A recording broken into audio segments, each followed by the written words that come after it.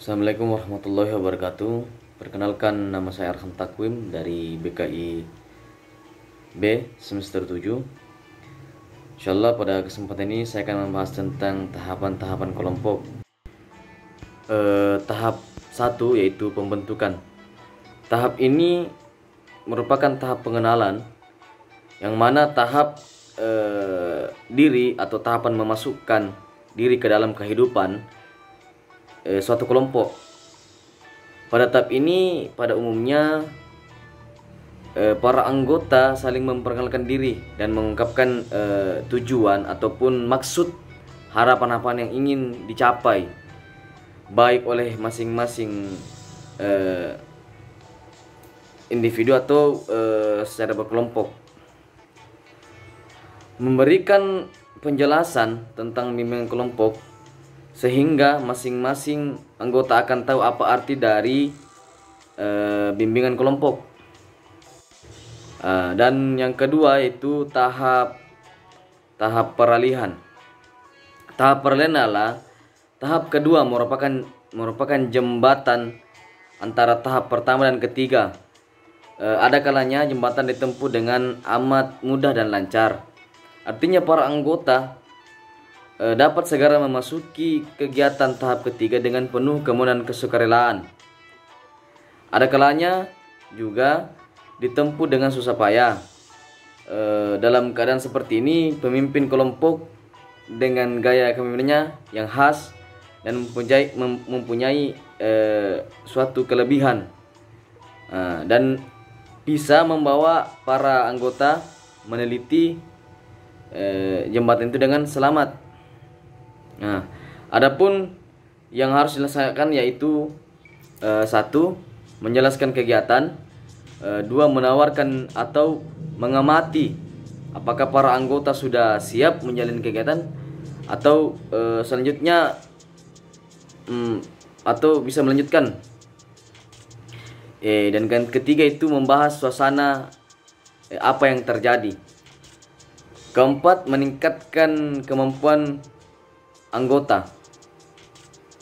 Seperti itu. Ada beberapa hal penting yang harus diperhatikan oleh si pemimpin, yaitu menerima suasana, tidak mempergunakan cara-cara yang bersifat langsung atau mengambil alih kekuasaannya. 3. Mendorong dibahasnya suasana perasaan. 4. Membuka diri sebagai contoh dan penuh empati. Tahap kegiatan.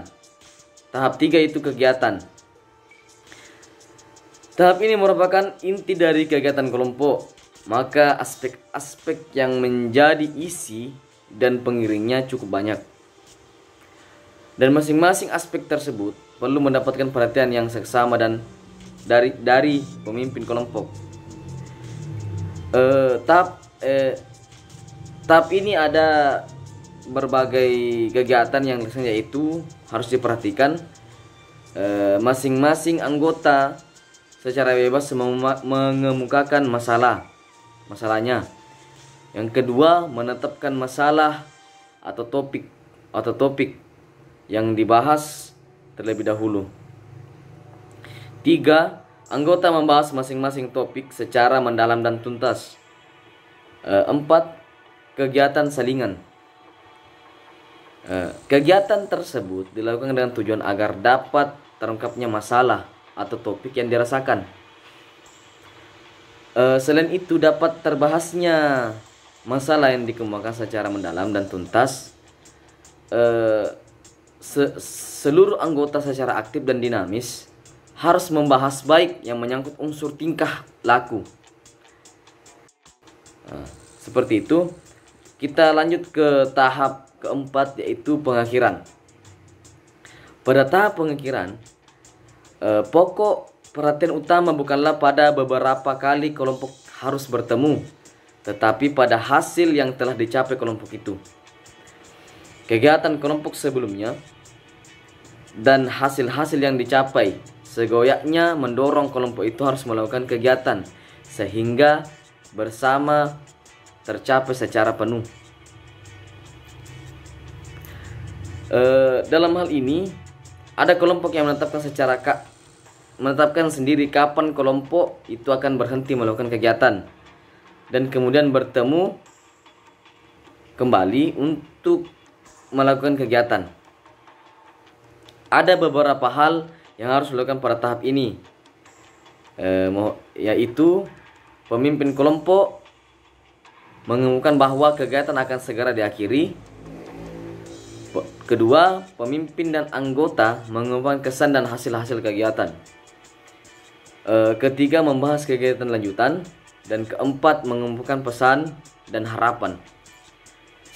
Setelah kegiatan kelompok memasuki pada tahap pengakhiran, kegiatan kelompok hendaknya dipusatkan pada pembahasan dan pembelajaran tentang apakah para anggota kelompok mampu menerapkan hal-hal yang mereka pelajari.